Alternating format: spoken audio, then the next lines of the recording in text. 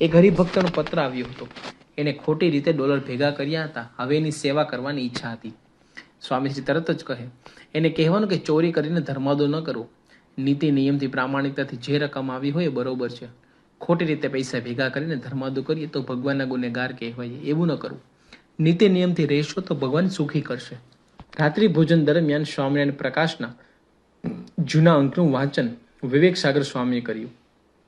સત્પુરુષના મનુષ્ય ભાવની લીલાની વાતો ચાલતી હતી એટલે વિવેક સાગર સ્વામીએ પૂછ્યું, શાસ્ત્રીજી મહારાજની પ્રકૃતિ કરતા યોગીજી મહારાજનું તંત્ર જુદું લાગે તો એ વખતે શું સમજવાનું? સ્વામીશ્રી કહે, દિવ્ય ભાવ. એક જ વાક્યમાં સ્વામીશ્રીએ ઉત્તર આપ્યો.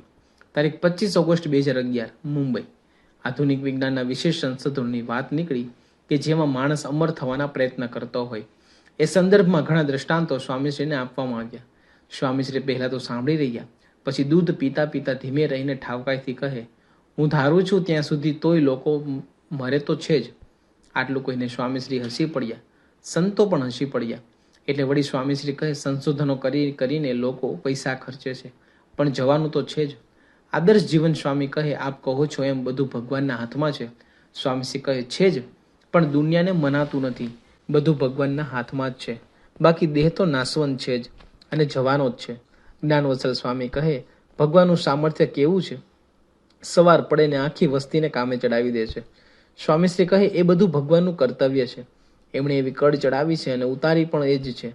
પણ ભગવાનને કરતા ન માને અને હું કરું છું અને મેં કર્યું છે એવો અહમ આવી જાય. બાકી ભગવાનનું કામ છે ને ભગવાન કરે છે. એમનાથી જ બધું ચાલે છે. જ્ઞાનવત્સલ સ્વામી કહે, જાપાન પાસે ઘણી ટેકનોલોજી છે, પણ તોય ભૂકંપ અને સુનામી ન રોકી શક્યા. સ્વામીશ્રી કહે છે, એવું મનાતું નથી ને? હું કરું એ જ જ્ઞાન છે. જ્ઞાનવત્સલ સ્વામી કહે, મૃત્યુ નિશ્ચિત છે જ. એ જાણે છે, છતાં ભગવાન માનવામાં આવા બધાને કઠણ પડે. સ્વામીશ્રી તરત જ ઉપેક્ષા ભાવે બોલ્યા, એ લોકો માને કે ન માને તો એમાં ભગવાને શી લેવા દેવા છે? એ તો એ લોકોની મૂર્ખાઈ જ છે. એ બધા અંદરો અંદર લડાઈઓ કરે છે, સંશોધન કરીને મારામારી કરે છે. આમાં બધા સુખી થાય એવું ક્યાં છે? બધી જ દલીલો આગળ સ્વામીશ્રીનો એક જ સિદ્ધાંત છે, સર્વ કરતા હરતા ભગવાન છે. તારીખ 28 ઓગસ્ટ 2011 મુંબઈ. સ્વામીશ્રી લિફ્ટ દ્વારા ઠાકોરજીના દર્શને પધાર્યા. લિફ્ટમાં મુંબઈ મંદિરના ભંડારી જ્ઞાનમૂર્તિ સ્વામી સાથે હતા. તેઓ સ્વામીશ્રીને કહે, પહેલા પ્રવૃત્તિ કરવામાં થાક બહુ લાગતો, પરંતુ ગયા વખતે આપે આશીર્વાદ આપ્યા પછી થાક લાગતો નથી.